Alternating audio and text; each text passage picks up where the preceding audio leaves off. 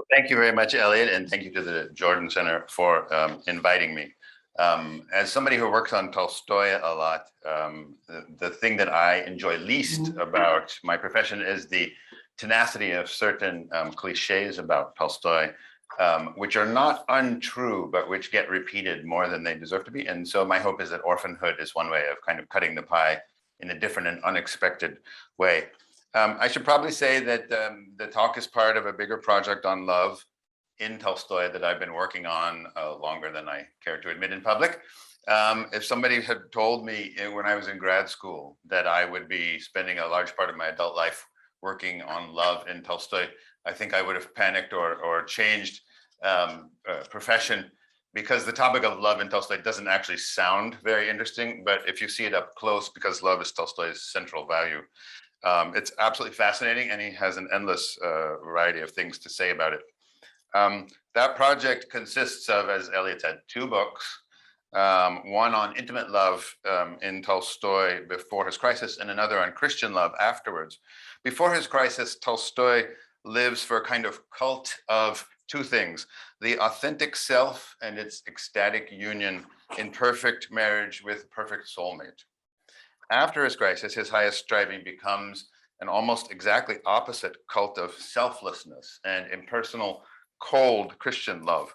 And the nature of this Christian love is the main question that's examined in my second book. It's quite different from most existing accounts of what Tolstoy is after. I wanted to say a word about 3 quick short topics before getting to Orphans in the proper sense. The first is my reading of Tolstoy's biography around his crisis and his marriage. The standard narrative of Tolstoy's crisis, I think, is a little bit backwards. That is, the elements are right, but they're combined in the wrong order. In the standard narrative, at the peak of happiness and success, 2/3 of the way through Anna Karenina, Tolstoy suddenly becomes obsessed with death.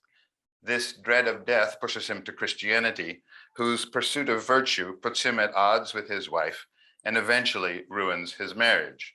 This narrative can be found almost everywhere, but a recent example is Andrei Zorin's recent biography, right? The key elements here are the marriage, the fate of the marriage, dread of death, love, and Christianity.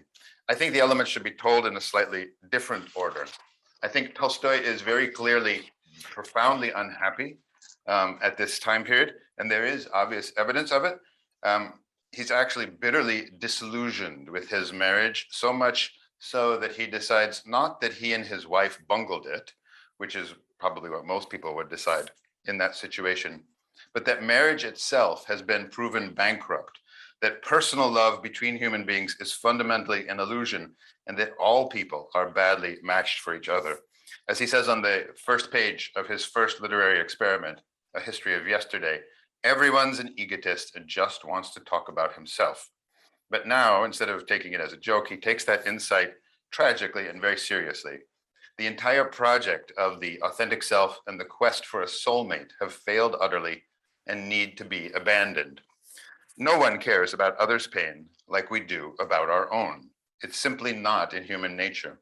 In the little red introduction to Христианское учение, Tolstoy says he realized he himself absolutely could not care about another person the same way that he cared about himself, and therefore pushed his Christianity in a completely different direction. Since soulmate love was the thing that was supposed to save us from death, and again, this is a point that I don't really have time to prove, but there's lots and lots of evidence, such as the general shape of Ljovin's plot in Anna Karenina, like this sort of competition between his brother's death and his wife's love, the general shape of Anna's plot, and many other things, right? So the key idea here is that love is the only thing that can really protect us against death, the horror of death. Because of this, the collapse of the institution of soulmates and marriage leaves us facing death alone with no support. Death suddenly becomes immense because love is gone, right? In other words, it's the failure of love that produces the fear of death rather than the reverse. Christianity is embraced in a tragic manner, essentially from despair, a fact Tolstoy, again, shows repeatedly, but also tries to downplay and half cover up. Human beings can care about God, but Tolstoy is unmistakably clear. They can't care deeply about each other from the heart, right? Let me also give a quick reading of Tolstoy's two most important fictions, War and Peace and Anna Karenina. And let me propose that the main question posed in both of them and throughout all of his fiction seems to be a meditation of the sort that you can imagine might occur to someone orphaned at a young age on suffering and whether life is fair, unfair, beautiful, or horrid. This is a question that sounds sort of atypical of Tolstoy, and yet which he takes immensely seriously and imagines both answers as thoroughly valid and thoroughly comprehensible. Is suicide a terrible mistake, or is it genuinely the only realistic option? War and Peace is a perfect example. The novel is an attack on the Napoleonic great man, a figure Tolstoy knew from romantic thought and historiography and found profoundly objectionable. This attack is carried out for reasons I won't go into, not via the character Napoleon, who's actually a fairly minor character as characters go, but via Andrei Bolkonsky. Napoleonic figures are wrong for Tolstoy because they desire to change reality. They challenge the given order of things in a fundamental way. You might think, and Tolstoy seems to feel at first, that propelling this Promethean quest most basically are the tawdry and petty sins of egoism, heroism, and romantic self-assertion. Heroism and the rest are of course unnecessary things. But an undercurrent throughout Tolstoyan thought suggests the problem is deeper and harder, that egoism really comes out not when we are vain, but when we are in pain, after trauma, in the form of bitterness at life and self-pity. The deeply wounded tend to become Napoleons because they conclude a world filled with misery must be torn down and rebuilt. But this is the classic orphan's sin, the belief God did not do a good enough job. However, back to the surface level of the novel and the shallow vanity of the romantic man, in one scene, Andrei Bolkonsky reflects that he would do anything for glory, he thinks, for the love of men, for the love of, and he looks over to the side, those men over there. And then Tolstoy gives him a disappointing scene of sort of comical, petty, tawdry characters teasing each other. This, if you remember, it's where they say, when the one yells out, "Tit, batit, stupai malatit," right? As if to bring down the romantic quest as a foolish and obvious mistake. At the end of the plot, Andrei is dead, but his orphaned son, Nikolinka, decides on his own, since his father's no longer there, and is exerting no direct influence on him, that he too wants to be a Napoleon. And to achieve this, he plans to study hard, to make himself strong and ready, so he can join a Decembrist movement the reader knows ended in disaster a decade after the plot concludes. The tragedy is that the wheel keeps on turning. The signal error is repeated anew by each generation, right? It's just a sort of a human instinct to want to achieve glory. Anna Karenina is a passionate defense of Tolstoy's cult of the soulmate and perfect marriage, and hence a broadside against adultery, which is an attack on the first two. But 2/3 of the way through, and you can see exactly in the text where this happens, Tolstoy falls into a deep depression and stops writing for almost 8 months.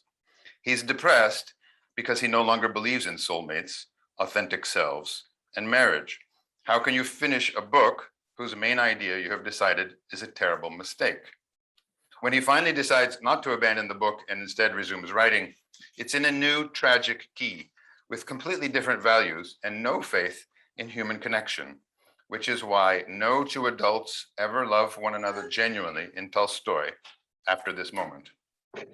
Though while he's working out whether there is anything else for a human being to live for, the last few hundred pages hedge and don't show their cards entirely clearly, partly so as not to ruin a very good story that he's produced, until the very last 3 paragraphs where Lyovin proclaims his new Christian faith.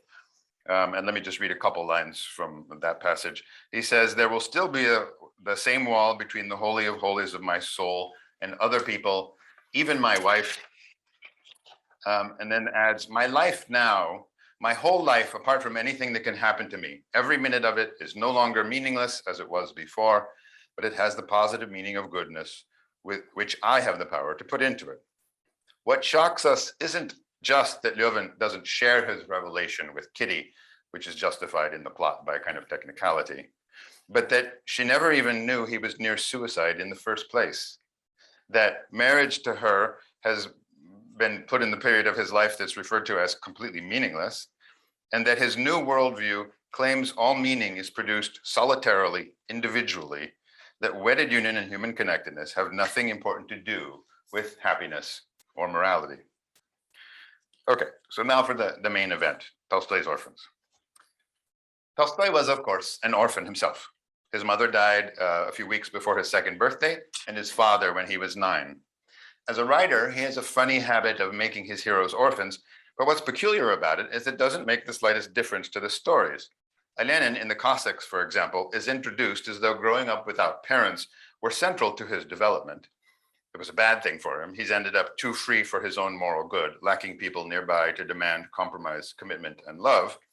But then typically for Tolstoy, the subject is completely dropped and just never comes up again. This is what I used to think. In fact, in submerged form, there's orphanhood in more or less everything Tolstoy wrote. You just have to learn to see it. First, terminology. In Russian, you don't need to lose both parents to be an orphan. One is bad enough. And since for Tolstoy, fathers have no important nurturing function, the kind of orphanhood that matters because it hurts is when a child loses his mother. So this whole paper is about people who grew up without mothers. Amazingly, all of Tolstoy's major characters before his crisis are orphans in this sense. All of them, except their love interests, who are never orphans. Orphans always seek out non-orphans to unite with, presumably because non-orphans exude family from every pore. Marriage, in other words, is compensatory for the orphan, a quest for the warmth and connectedness he's always dreamt of because he never quite experienced it growing up. The original example isn't even marriage. It's Nikolai Rastov supreme friendship in the autobiographical trilogy, Childhood, Boyhood, and Youth. He gushes over Dmitry Nekhlyudov, but gradually realizes part of his enthusiasm is for the whole family atmosphere at their house, where mutual affection flies this way and that. Lyovin will say something similar of Kitty and her family later, as Tolstoy did of the Bears family. They all want to marry into a big family of people who all just love each other. Just consider the sheer numbers. We get orphan, non-orphan couples in the trilogy, in Family Happiness, where Masha is an orphan, in Cossacks, the orphan is Lenin, in War and Peace, Pierre and Natasha, Pierre, even Pierre and Hélène, although I'm not sure that counts. Lise, we don't know, but Andrei and Natasha is an orphan, non-orphan couple. Maria and Nikolai is, Sonia and Nikolai would be too. Even the special friendship Anne Eakin-Moss has written about between Maria and Natasha, and that strange feeling of wanting to befriend a person you thought that you hated, which Nikolai Rastov feels only once in the novel for Andrei. That's all the major characters in that book. In Anna Karenina, Stiva and Dolly, Steve is an orphan, Lyovin and Kitty, Lyovin's the orphan, Anna and Vronsky, Anna's an orphan. That's 6 of 7 major characters. There's just one crucial exception before Tolstoy's crisis, Anna and Karenin, both orphans, the marriage without enough natural warmth and the only one that completely collapses. The famous mistake unions, Natasha and Anatole, or Kitty and Vronsky, you'll notice violate the pattern. All 4 are non-orphans, but then those relationships don't work. Tolstoy's implication, want someone faithful? Get an orphan. The dynamic holds even in Tolstoy's real life. His parents' marriage and his own were also non-orphan, orphan. His mother was the orphan in the first case and he himself in the second. Even Vladimir Cherkov, who he was famously close to his own mother, which is why Tolstoy, for example, could hide the drafts of the story, The Devil, from his wife at the mother's house. So a short digression into Tolstoy's vision of what children are. For Tolstoy, the human self is inherently pure. All evil comes from the world outside. I realize that this is an absurdly vast generalization, but I think it works. But that would take an entire other paper to prove. But this is the mechanism through which Tolstoy thinks all ethics. The self, that's the inner deep self, not necessarily surface self, is pure, and the outside world is not. As Tolstoy shows over and over, children are born flawless, perfectly virtuous, and perfectly happy. 2 separate things, actually the 2 best things in all of Tolstoy, each incredibly precious. The child is ideal because it's consecrated wholly to love in its manifold forms. Love of other people, love of God's world, and love of itself too. To many thinkers, these are unrelated things, but Tolstoy unites them, but only in the child. But somewhere along the way, every small thing realizes that the world is made of non-love. And you could argue that this discovery by the child of non-love is the main theme of the autobiographical trilogy, although it's usually played as comedy there. Adults are egotists who love themselves, not you. They're cruel and stupid and hurt you without caring. The existence of death compounds the horror, suggesting even God does not love us as we hoped. This is the great trauma at the heart of all Tolstoyan thinking, really. I am all love, but the world does not love me back. The young person faces a momentous choice. If the world doesn't love you, should you remain all love and be continually hurt and ridiculed? Or give in to the world's rules, grow a protective shell, and become part of the problem rather than the solution, since a protective shell is by definition non-love. This is a life-changing personal choice, but it's also the choice at the heart of Tolstoyan Christianity. It's the choice at the heart of non-resistance for him. It's the choice for him between the natural and the artificial. It's the crux of Tolstoy's favorite narrative, the biblical tale of Joseph, who's betrayed by his own brothers, but nonetheless continues to love them. It's the choice in Tolstoy because it's the hardest and most important moment in life. Good meets evil for the very first time, and if good recoils in horror, it has become evil itself. This is a very hard mechanism, right? Incidentally, it seems to me that Dostoevsky and Tolstoy see the same dynamic at work loosely, where at first we're victims, but later become victimizers, but focus on different segments of it. Tolstoy concentrating on the start of that little micro-narrative I just told, and Dostoevsky on the second half, and thereby create entirely different moral universes. Dostoevsky concludes that if the world is spoiled, that's my adult handiwork, and I have to answer for it.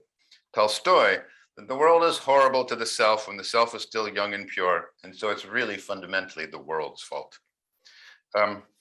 Almost everyone in Tolstoy eventually erects defenses and practices non-love.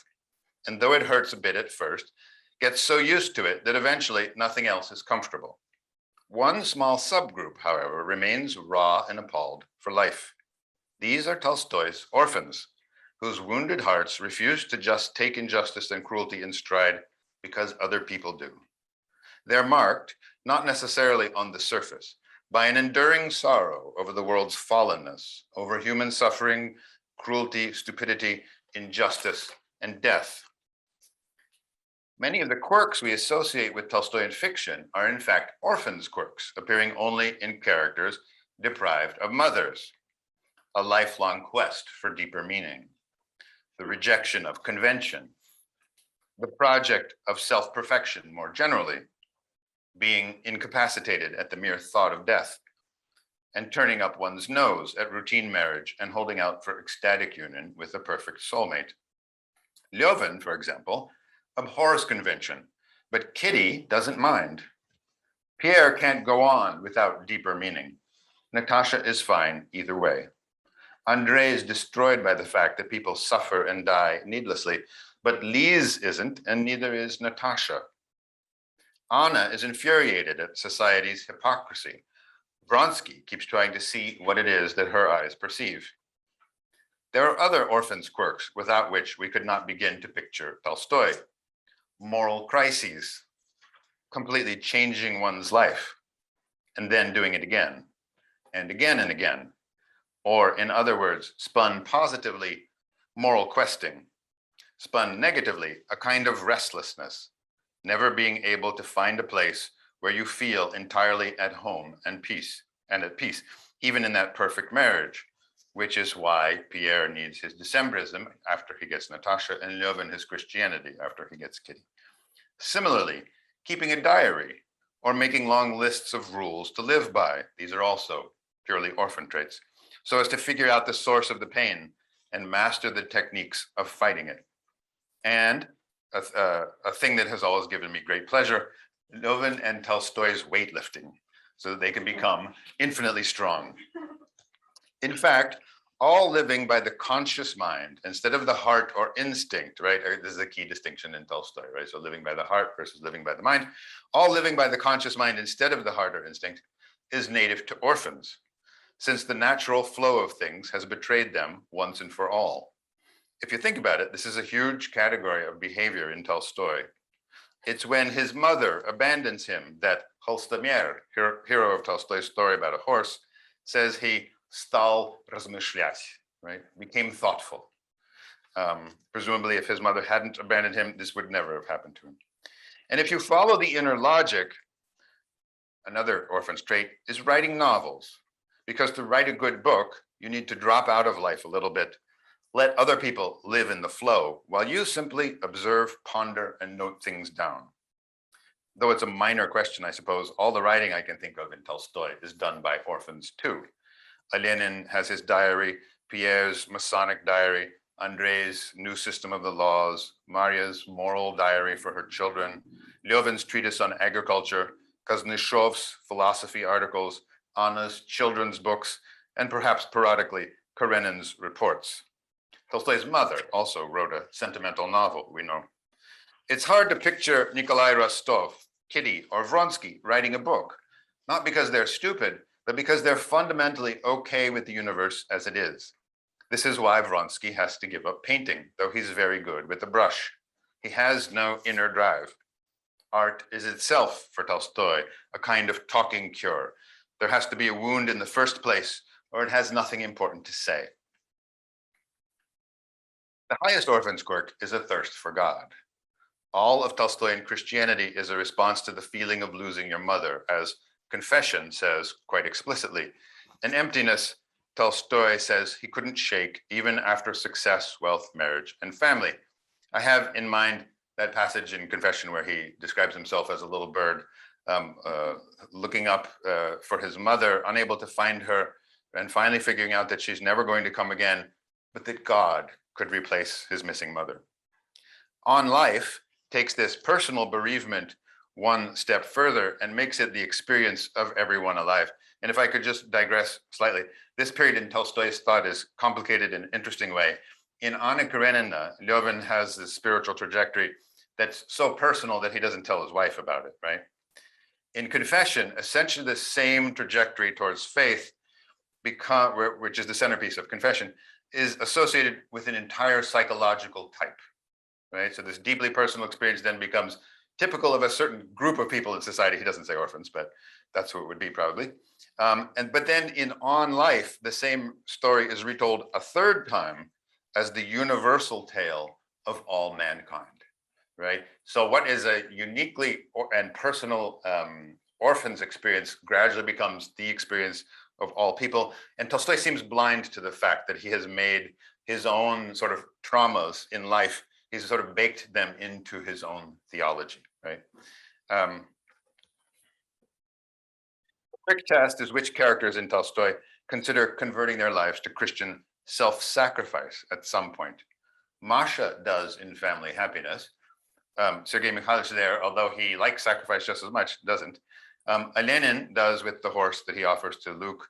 Pierre doesn't, but kind of comes close under Platon's influence. That's a long story. Andrei resolves to do so when dying, but he doesn't live long enough to carry it out.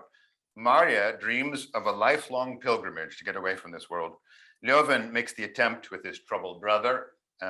Karenin does with Anna's daughter, all orphans.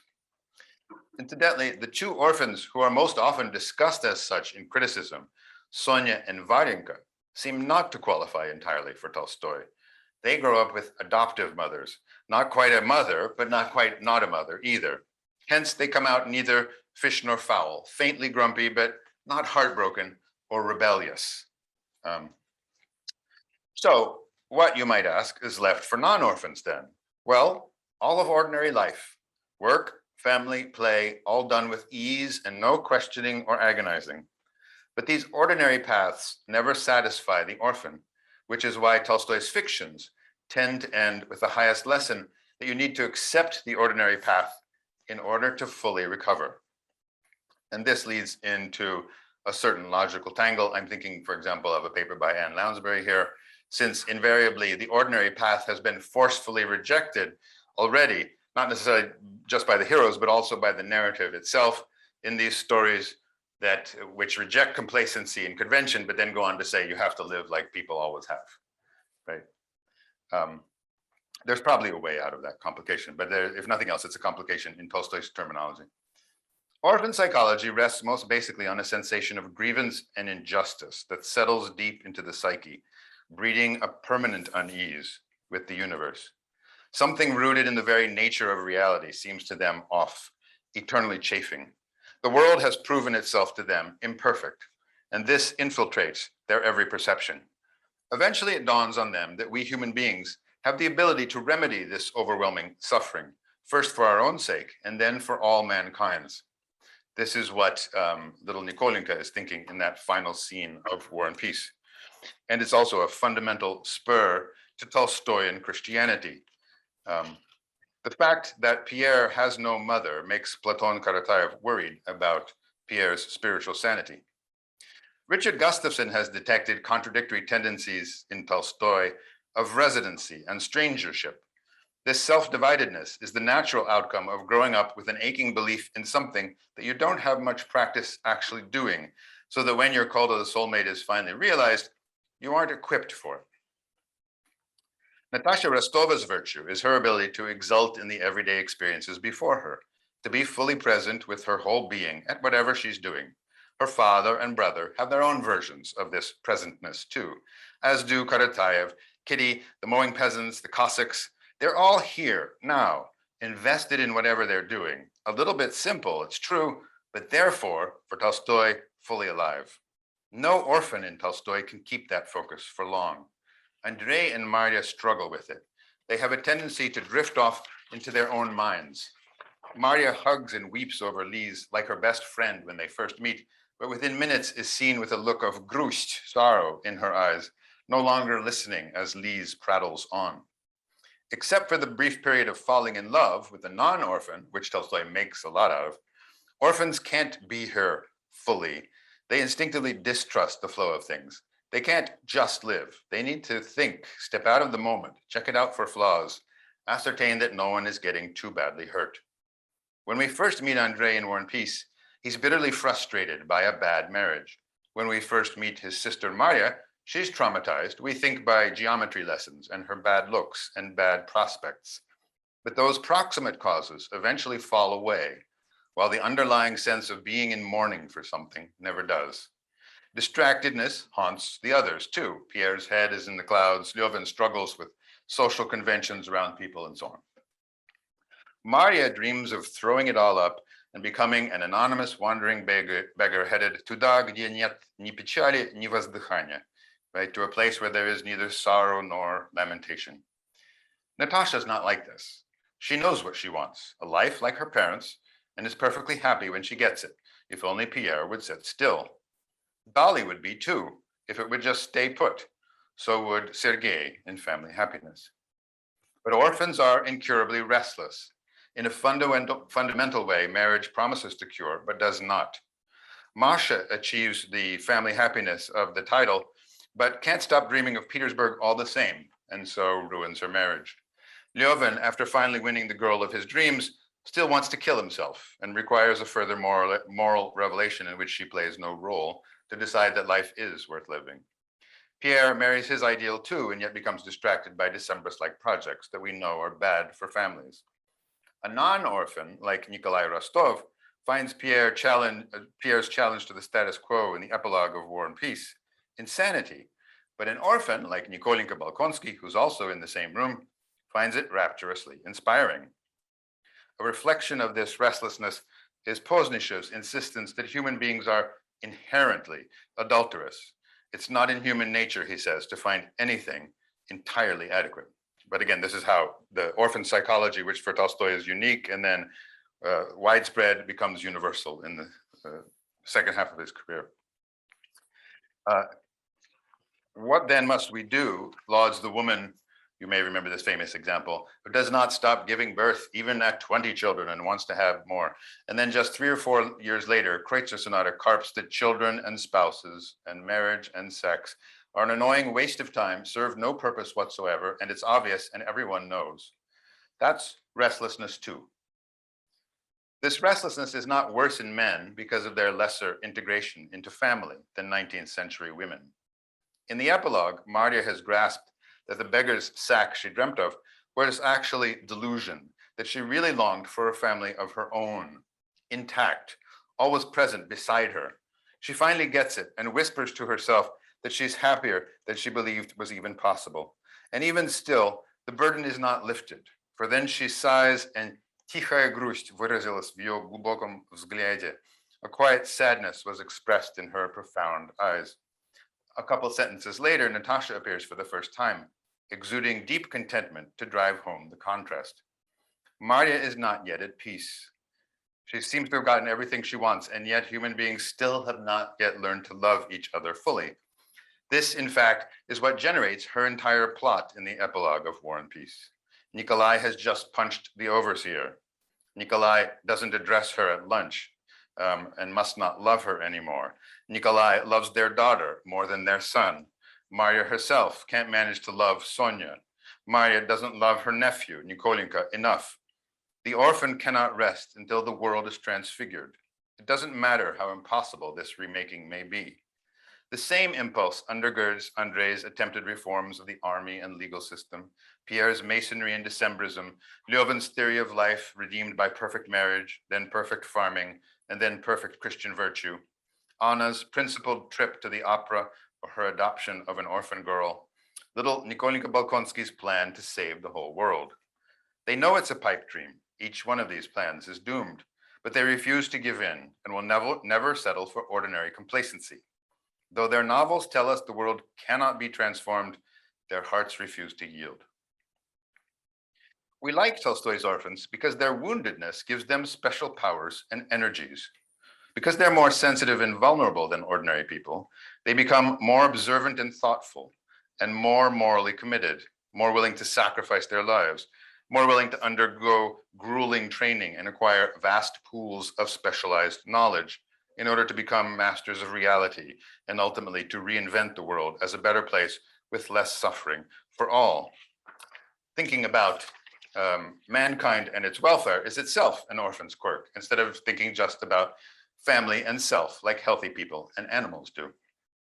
The problem is, all their searches teach them that the ultimate answer to all questions in Tolstoy, whether family, service, labor, or faith, whether your goal is selfish happiness or selfless sacrifice, is always ultimately some version of love, love for others, love for God's universe despite its horrifying flaws, love for themselves.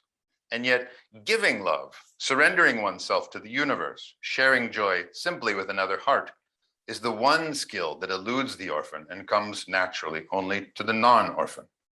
Sadly, Tolstoy suspects it may be the only skill that actually matters. Orphans empathize better. They notice other people in need, even when they're strangers. They sense their pain. They act to help. Orphans understand the human heart, the absolute centrality of human connectedness. They treasure love far more acutely, analyze it more insightfully, but that's not the ideal. Heidegger talks of the tool we only notice when it breaks. Love for orphans is palpable precisely because it doesn't quite work. This is a dynamic at the heart of all Tolstoyan thought. We can either understand virtue with our minds or be good at doing it with our bodies, but not both in full measure at the same time, because the two approaches require radically different psychologies. The psychology of trust and obliviousness to the dark on one hand, and of critical inquiry, resistance, and heroic agency on the other. Orphans' marriages are the most ecstatic thing in all Tolstoy, but only at first. Orphanhood spawns a paradox. Growing up alone, being forced to find solace in the secondary pleasures of books, thought, and solitude sows in orphans' hearts an unparalleled aching to unite with another person, but also deprives them of the trivial but essential skills needed to find peace within family when it finally arrives. Restlessness dogs their every happiness. The result is Lyovin, appalled at his first child, and then withdrawing from total commitment to his wife on the last page, and then Poznishev, who concludes in Kreutzer Sonata that all human beings really just want to be left alone, however tragic that may be. Marriage was a sham all along. Epiphanies are also reserved for orphans because all Tolstoyan epiphany at bottom is about a single thing, the escape from orphanhood, ecstatic merger with the all, perfect belonging and integration with every living creature and the entire universe. You have to lose or lack a thing to perceive the full enormity of what it would mean to regain it. Lenin, pretty friendless in real life, at the stag's lair, dreams of all the friends he suddenly realizes he's found in every living being. Pierre, picturing a globe of water drops in the midst of war, in War and Peace, is reminding himself that we're all one, even though we kill each other. We think that epiphanies represent the highest possible merger with the all, and they do in a sense. Richard Gustafson, for example, makes this the central focus and goal of Tolstoyan striving as a whole. But this is overly optimistic, seems to me. Epiphany is fundamentally transitory. It is a merger, by definition, always temporary, only in imagination, mystical unity for those denied the real thing. Note that Pierre and Lenin gain access to their visions only by studying connectedness being enacted by someone else who does it right and who's not an orphan. So Pierre studied Platon Karatayev. Platon is one with the universe around him. Pierre observes this and then has a dream of perfect and total unity with the whole universe. Lenin similarly learns oneness with life from the Cossacks and the animal kingdom. Nikolai Rastov, not an orphan, not alienated from the core, when wounded, looks up at the sky in what seems to be an epiphany in Tolstoy, just as Andrei and Pierre do, but fails to have a real epiphany. The possibility of death in battle makes him think merely of his own real family back at home, not God, not the infinite, not all of humanity or all of history. His sister Natasha similarly becomes enraptured by the sky one night, but can't figure it out, gets annoyed, and gives up. When you have the thing, you don't need its shattering sublimations. The innate restlessness of the orphan is why Tolstoy can produce a happy ending only by abruptly cutting off a narrative in midstream. Before the flip-flopping hero flops yet again. I'm referring to the fact that most of Tolstoy's endings are strangely abrupt, right? Morrison sees wise resistance in this open-endedness, the sort of the failure of typical narrative structures, an objection to the false thinking that comes of trusting the oversimplified shapes of narrative, which are fundamentally untrue. But perhaps it symbolizes just the opposite, not a triumph of epistemology, but a tragedy of love, where resolution is passionately sought, but heartbreakingly unattainable for orphans, where the oversimplified shape of family and ordinary life is all a human being really needs. And you could think of the last scenes in Family Happiness, Cossacks, War and Peace, Anna Karenina, and for that matter, a whole bunch of late Tolstoy works, Ivan Ilyich, all the way to Resurrection. Something ending, something new beginning, where the whole story has been about the thing ending, making the thing beginning feel like an intrusion. Tolstoy implies the new thing may finally last forever, but then we reflect that nothing so far ever has for his orphans. In Tolstoy's own life, the orphan's pain is visible in a famous passage he wrote in his abortive memoirs about the woman who raised him after his mother died and имела самое большое влияние на мою жизнь, right? Was the most important influence on his life. The same woman who was the prototype for Sonia in War and Peace, Tatiana Alexandrovna Yorgolskaya. It's a famous quote, consistently cited by critics to demonstrate the depth of the bond between her and the writer. We want our great student of the human heart to have had great teachers. You can hear Vladimir Tolstoy, for example, on YouTube talking about it. He's being quoted in some Russian TV show about this amazing love that she had. Tolstoy says he learned everything he knew about love and how to do it from her. She wasn't their closest living relative when his mother died. She simply looked after him and his siblings so enthusiastically and so well that all other claimants had to yield. And yet, the eternal dissonant note is unmistakable in his memoirs, in words critics tend to leave out. He says, главная черта ее была любовь, но как бы я не хотел, чтобы это было иначе. Любовь к одному человеку, к моему отцу. Только уже исходя из этого центра, любовь ее разливалась и на всех людей. Чувствовалось, что она и нас любила за него, через него, right? So that she loved us only because of his father and through his father. If there's trickle-down economics, this is something like trickle-down mothering. Little Lyova appreciated it immensely. It was the best thing he ever got, but he could also just tell it wasn't really for him. His somehow got lost. The astonishing thing is that despite weaving it into everything he touched, Tolstoy remained strangely blind to orphanhood and its effects. This is what trauma scholars suggest happens in cases of genuine trauma, a kind of self-blindness. After Детство, where never forgetting your dead mother is presented as a human being's holiest task, Tolstoy flip-flops completely, and no orphan in Tolstoy ever thinks seriously about a mother again. Marya mentions hers once off stage to Natasha, where we can't hear it, but it doesn't sound important. Elena, Andrei, Pierre, Steva, Anna, Karenina never mention theirs. Lyovin does once, to reflect that though he doesn't remember anything about his mother, he wants his bride to reenact her perfectly. It's a moment that my students say, this is a bad sign for a marriage. Lenin is described at the start of Cossacks in an astonishing fashion. Remember, he's a semi-autobiographical character, as though losing his parents at a young age made him frivolous and lighthearted. Think about that for a moment. Less inclined to take things seriously than ordinary people. That's repression.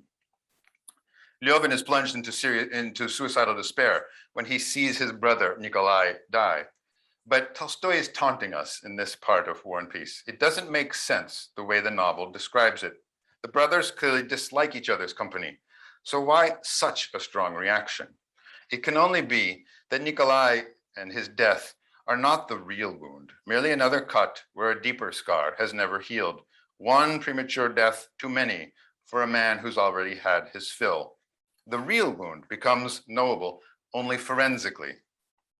The night before Borodino, Prince Andrei, grasping that he's drowning under his own pessimism, thinks back over the три главные горя его жизни, right? The three great sorrows of his life that caused it. The death of his father, the invasion of his homeland, and his failure with Natasha. But his list is too short. He was embittered on the novel's first pages, long before any of these things happened. Tolstoy both cannot see orphanhood quite clearly, and through perfect instinct as an artist, depicts the aftermath everywhere in his heroes' lives. As a novelist, he's famous for the strange practice of utterly omitting the backstory of his protagonists, how people like Pierre, Lyovin, Andrei, Anna, and Karenina got to be like this, as though he knew and yet at the same time couldn't see the pictures clearly. At the end of War and Peace, Nikolai sees a look of suffering in his wife Marya's eyes. It's a strange passage, rarely commented on in criticism. It's the same spiritual look that conquered him in the first place and made him love her, but he suddenly grasps what it has meant all along and panics. She's going to die.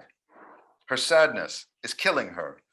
Some non-orphan instinct just tells him life does not tolerate human grievances, however cruel that may be.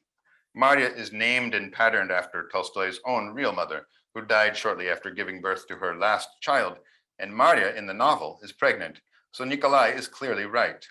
His Rastov nature senses that if your heart rejects God's universe, the universe inevitably rejects you. As Natasha says, not thinking how many orphans are in the house with her on the novel's final night, it's a biblical passage, «Имущему дастся, а у неимущего отнимется». To him that hath shall be given, and from him that hath not shall be taken away. Nikolai, the big one, seconds his sister later, telling his wife to stop worrying about little Nikolenka Balkonsky so much. Perhaps no one does love him passionately, but there's only so much anyone can do for orphans. A doctor would say that Nikolai Lyovin and Anna Karenina dies of disease, but Tolstoy means something very different. He dies because he doesn't love life, because he hates himself, because he hates God, he hates everyone. In Tolstoy, you have to love life, no matter how much it hurts. The world is too big to change. If something gnaws at us, we can only change ourselves. If only orphans could conquer their restlessness once and for all, Tolstoy seems to be thinking. But in his fiction, they cannot. Orphanhood, in fact, ultimately breaks both of Tolstoy's great novels, causing them to contradict themselves with their very last breath. War and Peace, and here I mean the end of the plot, not the second epilogue. Or War and Peace and Anna Karenina are in effect, vast acts of repression of the orphan's sense of grievance, massive fairy tales Tolstoy soothed himself with by piling up more and more optimism that life is endlessly beautiful, that the rupture in his heart was misguided, that before all the glory of the universe, the pain goes away eventually on its own, that the orphan's sadness, however understandable, is a fatal mistake, that when we grow up, we all marry and get second families. But just when it's time to bring down the curtain, both books lose their nerve. His repressed inner orphan gets the better of him and cries out, wait, this whole story is an elaborate lie. Life is not fair, and the proof is everywhere. Orphans get nothing but dreams of a future happiness that never comes. The two conclusions, little Nikolinka Bolkonsky's dream and Lyovin's new project of virtue, you might describe it as his dream, furiously protest the novels. They culminate. I know the tone is nearly triumphant in both cases. That's what the genre of the Tolstoyan novel requires. But just look at what's really going on. In one, 1,500 pages of self-confident ridicule of Napoleonism suddenly redefines Napoleonism, literally on the last page of the plot, so it sounds, for the first time ever, understandable, perhaps morally justified, unquestionably admirable, not the fruit of a stupid, short Corsican's longing for self-aggrandizement, not vain and excessive like Andrei's thirst for glory, as we've been shown all along, but the inevitable reflex of the wounded child who hasn't done a thing wrong, but is unloved and knows it, and draws the only plausible conclusion that if he's finally to win love, he'll need to do something different, more than he has thus far.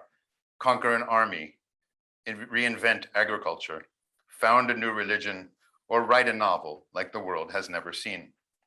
To make it still harder for us to reject Nikolinka's thinking, he resolves to save not just himself, but all mankind, or die trying. This is the beautiful side of the Napoleonic impulse. Incidentally, it's also the Christian side, which never had an unmistakably beautiful side until just now.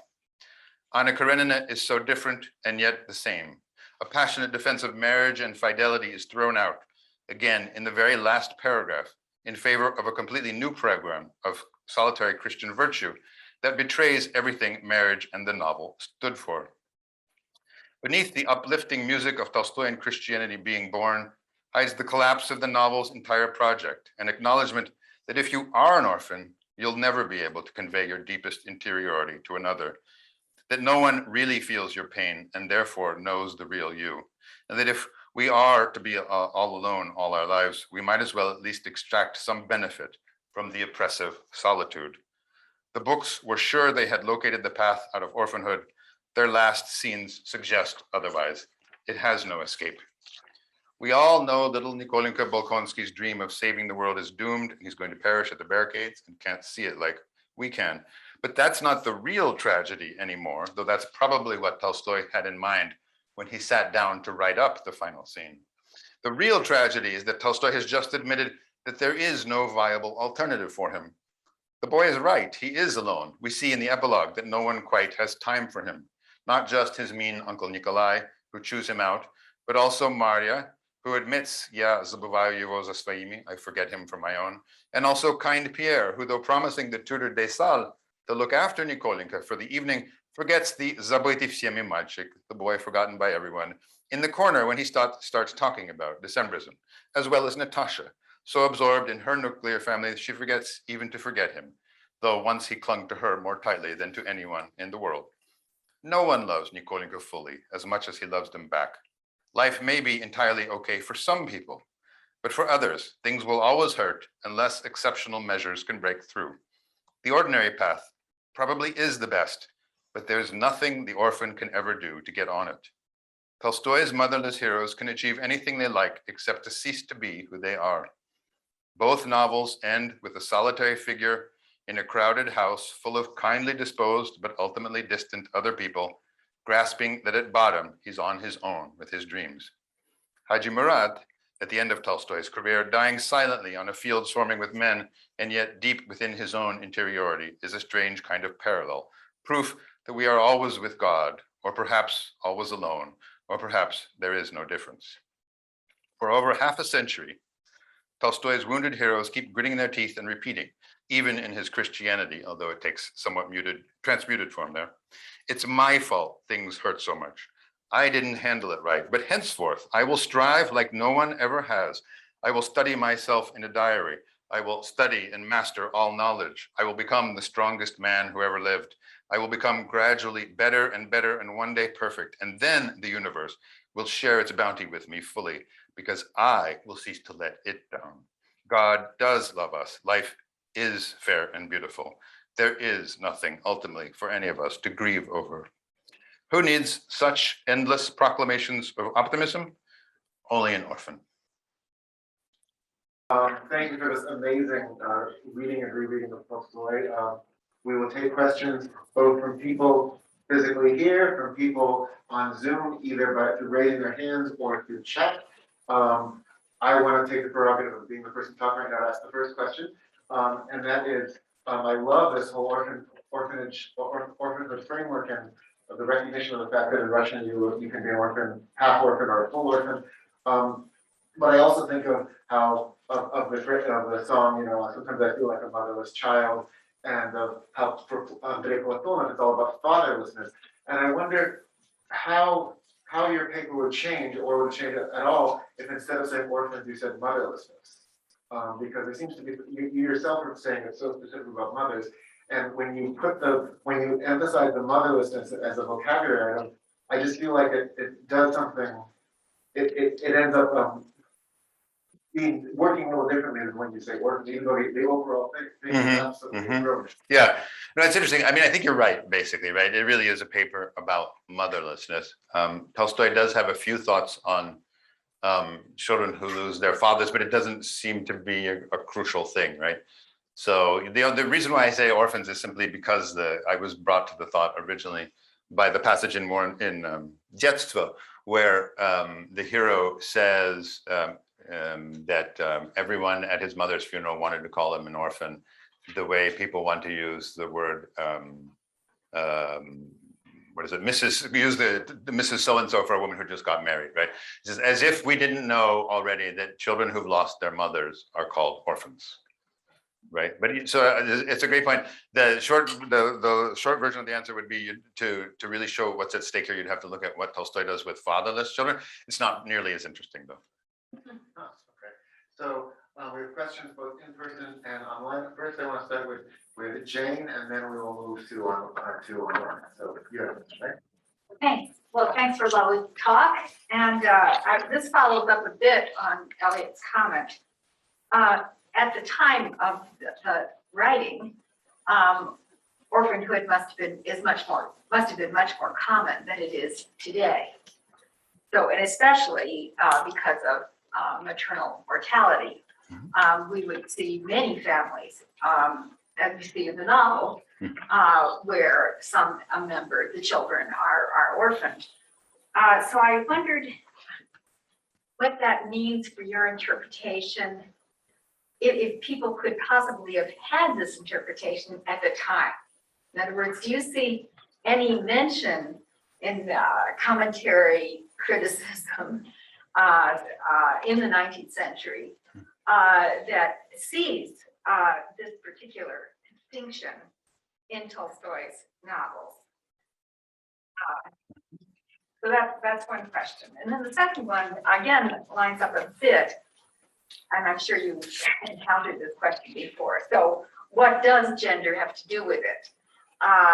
The major protagonists, the major orphans that you spoke about, and in the opus, for the most part are men, but as you showed, there are a few outstanding women figures who are orphans.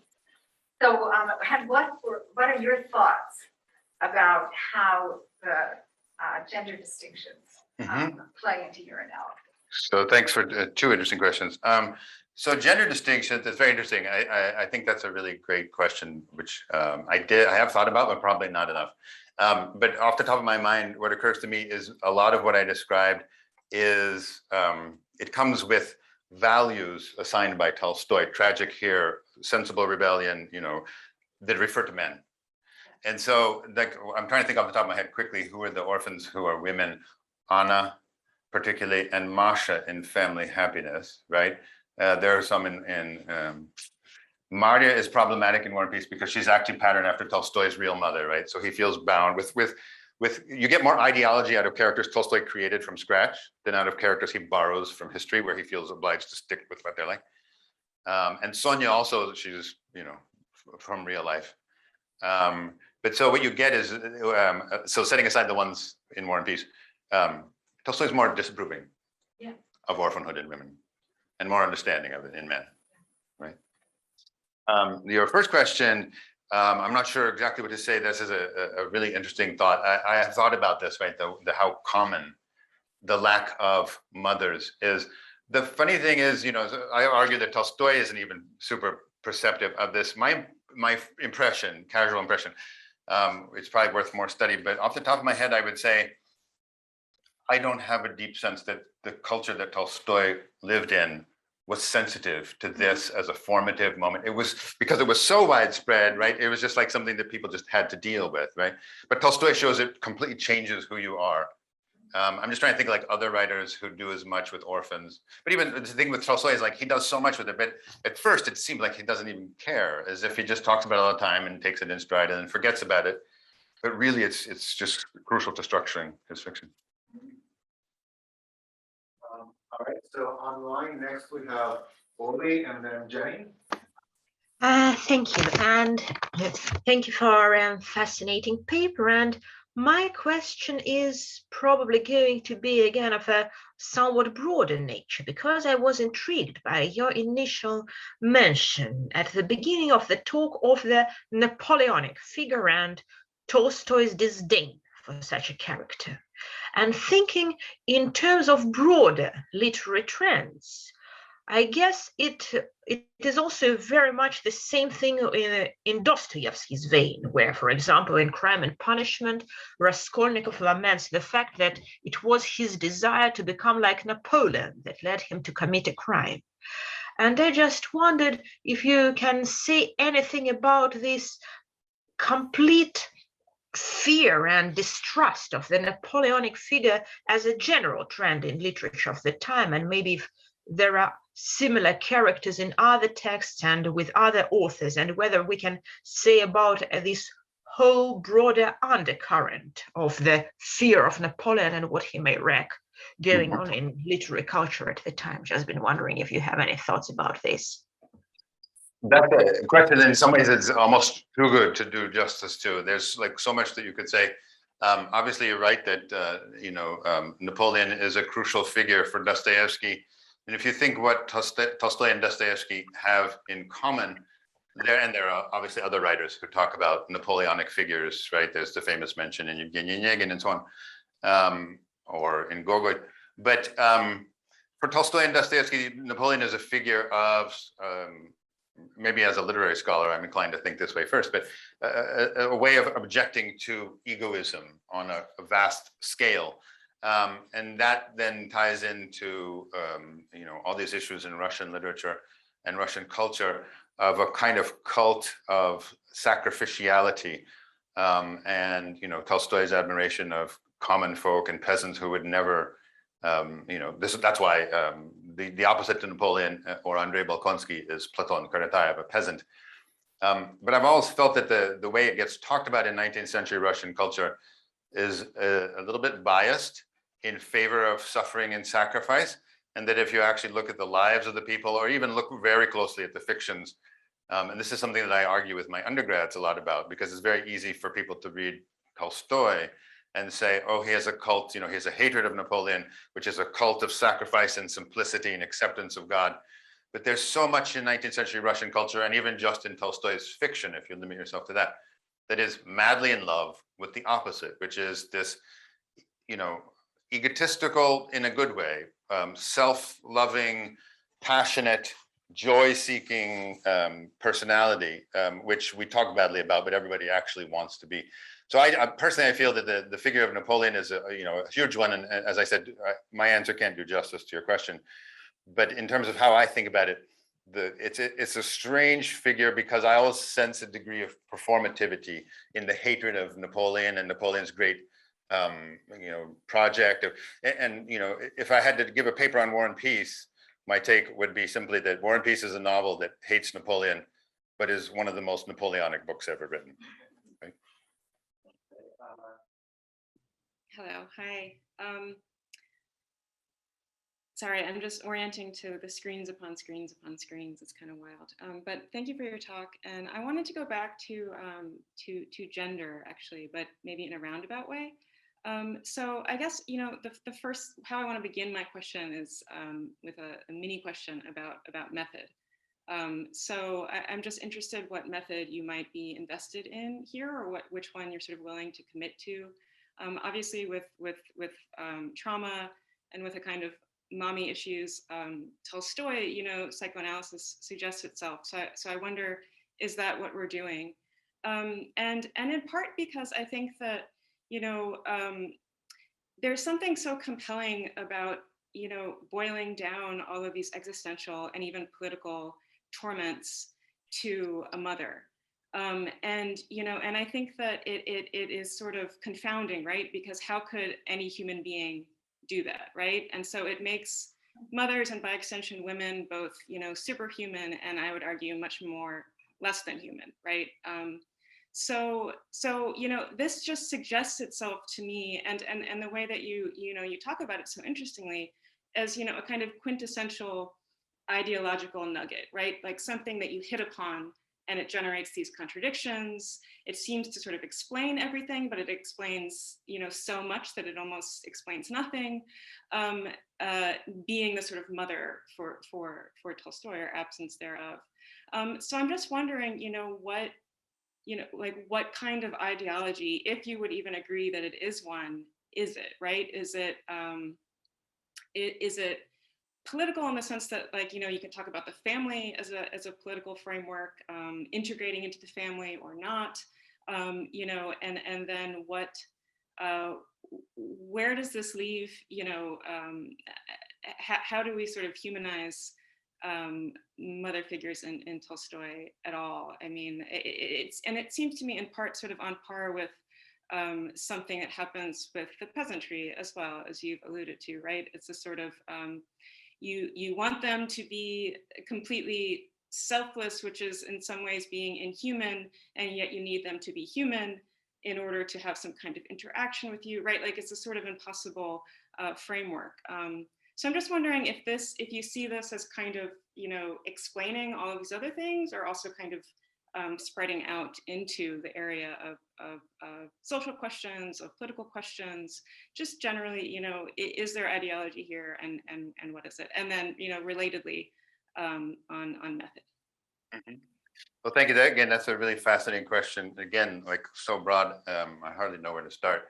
Let me just say that as far as method goes, I think all the different things you mentioned are, you know, at least a little bit present in what I'm thinking. So I don't want to commit to any one strongly over another, but there's obviously a political and a social, you know, dimension to these questions.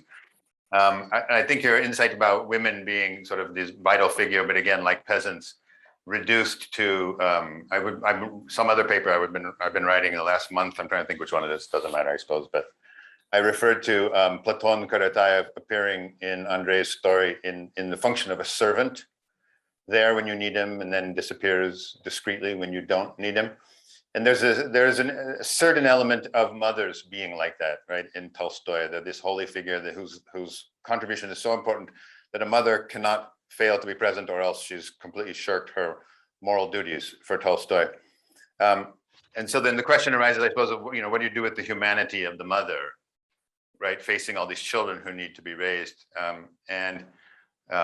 Again, I don't have a clear answer, but there's some interesting things that happen in Tolstoy with mother figures. After his crisis, he becomes particularly disgusted with mothers. And he continues to have children reflect that the key moment of life was something they experienced with their mothers, but it becomes increasingly clear that what he means was a misunderstanding by the child of how wonderful their mother was. Which in this goes along with his attack on motherhood in Kreutzer Sonata, where mothers who he had made this cult of suddenly become guilty of the crassest materialism, loving their children not genuinely, but just for their pudgy and sensual bodies that we liken for perpetuating the family name. But Tolstoy then tries to get rid of mothers from this scene of mothering. So it goes in stages. I can give you the stages, but the final stage is in Resurrection, where Nekhludov, in order to remember his purest period of life, recalls the estate where he liked the furniture in his mother's bedroom, where it's as if Tolstoy wants to say, we as children have this urge to reach out to our mothers, but I don't like that, because I know that the mothers, I could give you a really long answer involving Anna Karenina, which is where Tolstoy, I think, revisits. Anna Karenina revisiting Seryozha in Anna Karenina is, I think, the moment where his crisis appears, because he is taking the model of the mother and saying, yes, mothers love their children and children love their mothers, sort of unconditionally in a certain sense, but then he introduces an element of Anna's orphanhood that was not present in the original version, which comes from Detstva, where Anna is an orphan and therefore she leaves Seryozha, and then Seryozha is orphaned. And the reading I make of that is that Tolstoy is saying all people are egotists, including mothers. All people, all adults think in the same way. And therefore, it doesn't even matter after, I was expecting the question, what happens to orphanhood after Tolstoy's crisis? And the answer is everybody becomes an orphan, because everyone is orphaned by egotism, and what you actually have with your own family doesn't matter, whether it was good or bad. Partial answer to a really interesting question. Thanks, Jenny. Next, we have a question from one of the three Donald Orwin. Can you hear me? I'm having serious, this is interesting, David. I'm having serious communication problem. So this is the Tolstoyan issue that you're talking about, right? I'm alone with my Zoom, and I can't entirely get through. That's why I can't actually see. So, but you can hear me? You're fading in and out. Oh, damn.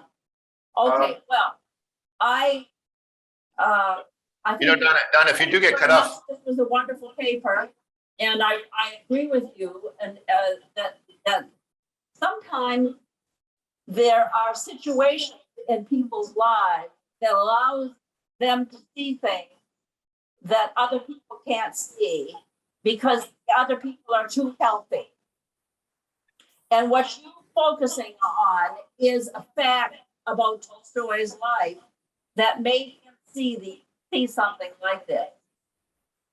So and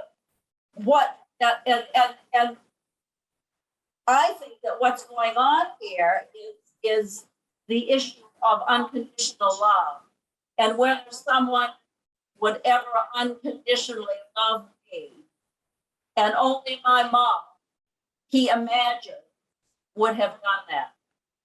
So that's why he's not really interested in the unconditional lovers, like the mothers who love unconditionally. You would want to look very closely, as you obviously have been doing, at Anna giving up Seryozha for Bronze, and you've already begun to look into that.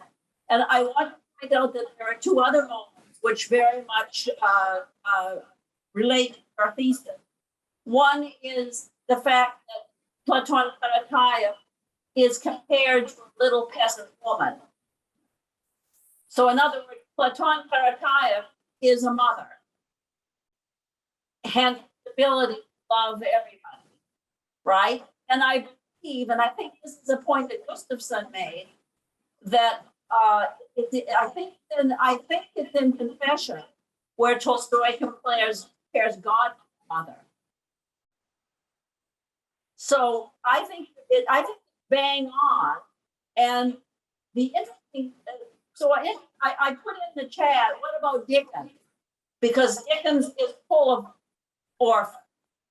I'm sure there are some of the Dostoevsky scholars here could say something interesting about orphans in Dostoevsky. And by the way, there are important female orphans in Dostoevsky too, not just male. But so my question is, did Tolstoy actually ever get to the point where he thought about this? Have you looked at his letters? or his diary or conversation that he might have had contemporaries or reports of things that he said that give you any idea that he's aware of this particularity about his own life that is one of the sources of his genius.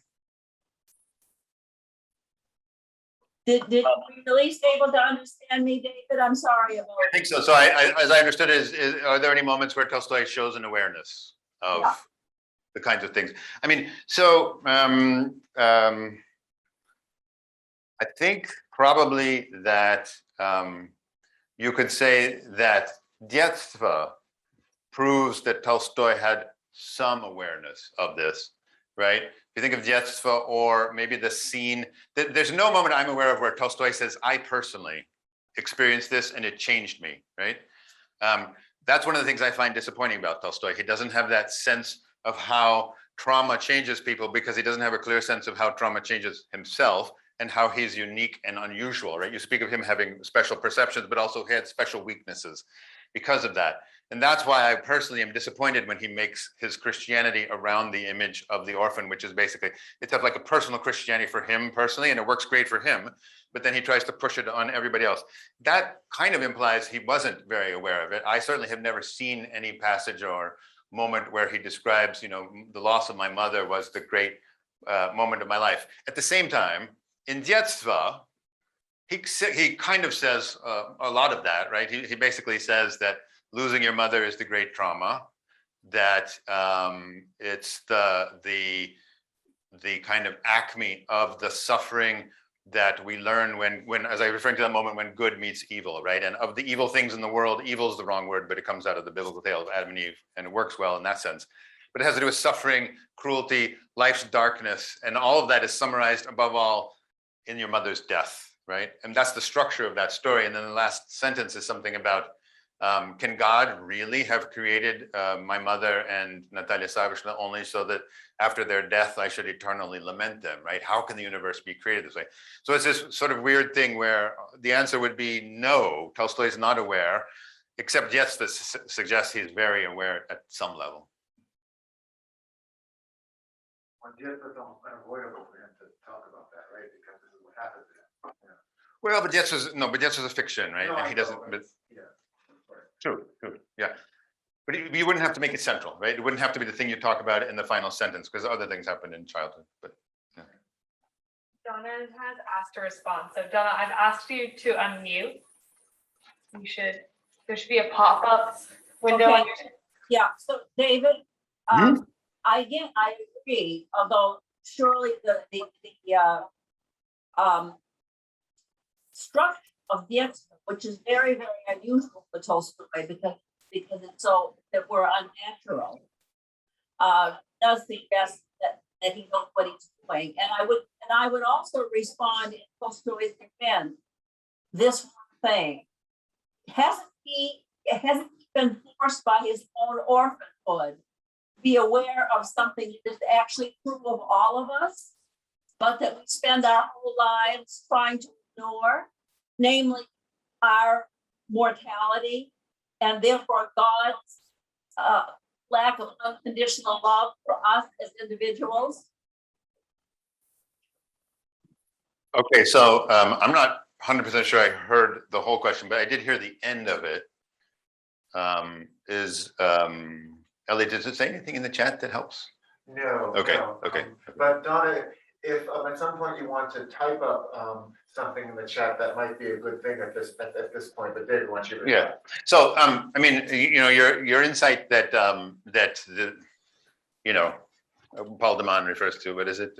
Blindness and insight, right? Every moment of one is a moment of the other, right? And so in Tolstoy's case, very clearly, this is a moment of insight. And I agree with in general, with your formulation that it's a matter of sort of the whole meaning of life, not just mothers, right? Mothers are simply, this is what I was saying at the beginning about love being crucial. As you pointed out, mothers really are about unconditional love for Tolstoy. Love is central to all of Tolstoy's ethics and all of his thinking about the meaning of life. So in a sense, I guess I agree with you there. I don't know, can I, if you want to ask another part, I'll try to answer again. But generally speaking, I agreed with you, I think. Well, I guess the point I wanted to make, David, thanks again for this wonderful paper, you really got me thinking,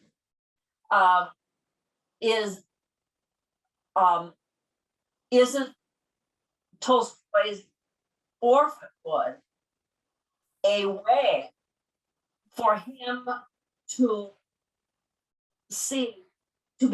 have his nose rubbed in our mortality, and therefore God's lack of unconditional love for us as individuals. And that's what we spend our whole lives trying to ignore, and that Tolstoy tries to bring to our attention. Yes, I agree 100%. Yes. Thank you, Donna. So Anne Ronsberg has a question from the audience. Hi, David, thank you for this absolutely fascinating paper, and I can guarantee that I will now be looking for orphans everywhere and seeing patterns or non-patterns of orphanhood. Thank you especially for connecting Tolstoy's Orphanhood with the peculiarly cold version of Christianity that he develops and adheres to at the end of his life, because it really helps me understand why it's very unsatisfying to me as well. So thank you for that. And echoing Donna's point that Dickens would be a wonderful comparative study. So this is my question, and it's a little light, but have you talked about this with undergraduates? And I'm wondering what people who are, 19 years old make of questions of orphanhood, and what kind of response you get if you teach this. Interesting question. So I haven't specifically talked about this in its, precise form. I've talked around it when I teach Tolstoy. And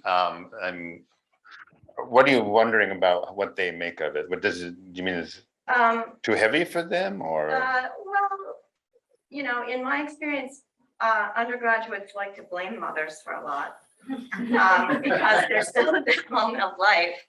And they have to be induced to see, it's sort of related to Jenny Flaherty's question. They often have to be induced to see the mother as a sort of a fully human figure. Right. So I'm just kind of wondering if that comes out in conversations. Interesting. I see what you're saying. That's a great question. I've never personally noticed anything in the converse. It does come up a little bit. Now I think about it. It does come up a little bit. Yes. Yeah. Although sometimes it comes up because I bring it up in class. I did have an interesting experience of talking about it this year in my Tolstoy course, which is going on right now, talking about it in a roundabout way without referring to mothers or orphans but talking about the issues. And we had read Childhood. One woman raised her hand and said, "This is a kind of half-baked thought, but isn't this kind of all about orphans, really?" Yeah, that's So, great. yeah. Thank you. All right, and so I'd like to thank David once again for his excellent talk. I thank you from over here, like we're about to have a duel or something. But this was really amazing, and I look forward to seeing it in print. Thank you. Thank you. Thank you. Thank you. Thank you all for coming.